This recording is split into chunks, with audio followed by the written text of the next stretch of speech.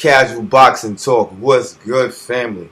Andre Berto versus your boy, my boy, Showtime Shawn Porter. Now, this fight has not been getting the traction that it deserves and needs. You dig what I'm saying? I think this fight is definitely one of the top fights of this 2017 joint, and I think people should pay more attention to this fight, man, because this fight, you got two hungry lions. You know what I mean? One old school, one new school coming up. Andre Berto being the old school dude that still got that fire in that belly, you heard? Now, at the end of the day, this fight is going to be taking place in April, I think April 22nd. I think people should tune in. I mean, Andre Berto, people been sleeping on him. But I'm here to give you this little film study, this short film study to kind of explain some things that I think the people might have forgot about Andre Berto. But let's get into it though. And at the end of the day, I'm trying to figure out, are we going to see this Andre Berto?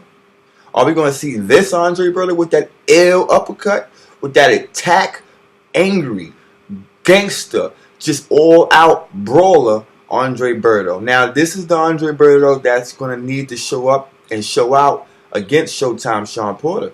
I mean, that uppercut is devastating. This uppercut is going to be part of my keys to victory for Andre Berto. Now, don't get it twisted. I'm picking Shawn Porter, but I always give both sides of the coin. If Andre Berto can land that uppercut like he's doing right here, and these ill shots that he's doing right here, we're gonna have a long night, man. I'm trying to explain something to you now. This is the Berto that I need to see.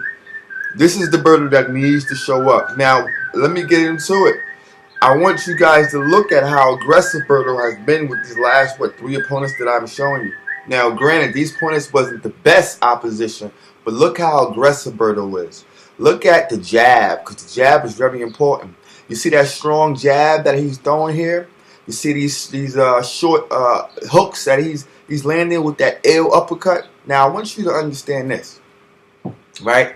If Andre Berto was able to throw that strong jab, as you've seen, and is able to throw those hooks and stay on the front foot and become aggressive and be aggressive in the Shawn Porter fight, Shawn gonna have a long night. That's just the way that is, peoples. And but I'm gonna contrast Berto's jab and his aggressiveness with the new Andre Berto in a minute. But let's get to Shawn Porter. Now, Shawn Porter versus Keith Thurman. I want you to see from bell one, you see the activity of Porter. You see the aggressiveness of Porter. You see Porter is in the middle of the ring. He's jabbing. He has no problem getting in the fire. He's attacking. He triples and doubles. He doubles and triples his jabs. You understand me? His whole mindset is to attack. You understand? Which is a big contrast on what Berto likes to do at this point in his career. So we already know Berto's going to be the one retreating. He's going to be the one backing up. And that's going to be the downfall of Berto if he fights like the new Berto. Now check it.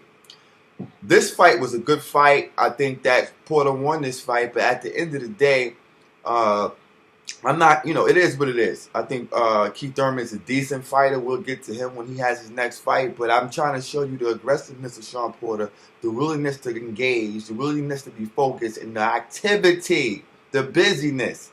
This is going to destroy Berto. Now, hold for a second. Let's go to a clip of Berto versus Ortiz. Do you see how Berto is pouring that jab, that left hand? He's pouring it out there. Now, I was trying to explain to some YouTube dudes how you can use a pity-pat jab as a rangefinder. This right here is a bullshit rangefinder. Yes, love when and hate when it's correct. If you throw a pity-pat bullshit jab that's not actually pushing your man back with any force, you can land something like that there. You understand me? And this is one of the reasons why Berto got dropped. But I'm trying to show you how the aggressiveness of Berto is not in this fight right now. I know this is the first round, but This is not aggressiveness. This is not a jab. Look at that. You see that? That's why he's going to get dropped. This is the new Berto. The Berto that's on his mind. He's a beaten fighter. He lost before. He's cautious. And when you become cautious and you fighting in a sport like boxing, you will get destroyed because you're thinking too much. People say boxing is a thinking sport, thinking game. Yes, you do, but part of the things that made you great in the beginning is that you know, it's like a child who grows up and then they 5, 7, 8 and they fail this because they never been through anything, so they ready to jump off buildings and climb up long gates and etc. Berto has been beaten, so therefore he is on his mind that he don't want to get hit with something, and this is why he got rocked at this point of the fight. Now, what I'm trying to explain to you people is if the activity of Berto is like this, it's gonna. I think that Shawn Porter gonna get him out of there real early. Look at these pity pat jabs he's throwing out there. This ain't the Berto that I showed you a few minutes ago. This is definitely not the Berto I showed you a few minutes ago. This is some other nigga right here. I have no clue who this is. But what can I say, man? I think that Virgil is a good trainer, but I don't think he's a good trainer for Berto. Nope. Nor do I think he's a good trainer for American. Not at all. Because I think Virgil has a specific style that he likes to train in a specific way. He likes his opponents, his fighters to fight. Now back to the Shawn Porter fight. You see the activity. You see the how Porter is on his front foot. Now, I don't like the way Porter is having his arms wide out like that. That's that bullshit, jiggity bullshit I don't like. And fucking Kenny Porter got to get this shit erased from Shawn Porter fight game. It's very easy for me to dismantle that fucking wide stance as far as Porter's arms is concerned to get up in there. Keith Thurman just wasn't able to exploit it. But as you notice, Keith is on the front foot now. You know why? Because Porter's arms is too wide. Very easy to see his shots. Yes, but you also got to realize Porter is aggressive. So he will push forward even though he's making an error. He doesn't know why he's making the error. He doesn't know why Keith Thurman agreed. Keith Thurman wants to...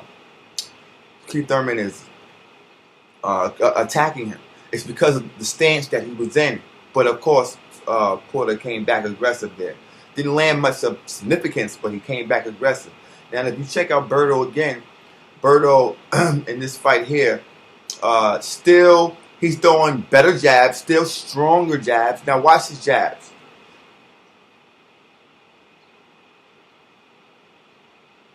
You see that? He threw it out there very strong.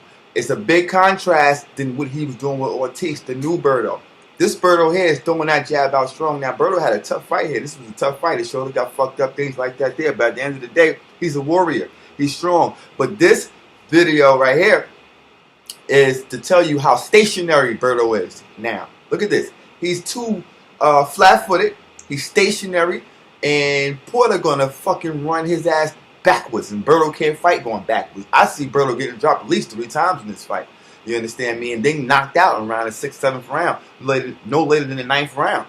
Because look how still he is. He's trying to fight like Mayweather with that shoulder roll. Well, I believe he knew what his identity was in the beginning of his career. I think at this point in his career, he was trying to figure things out. But come on, man. You don't fight like this, Berto. This ain't the Berto we know. At the end of the day, man, he still got a devastating uppercut, as you can see. He still got the strength.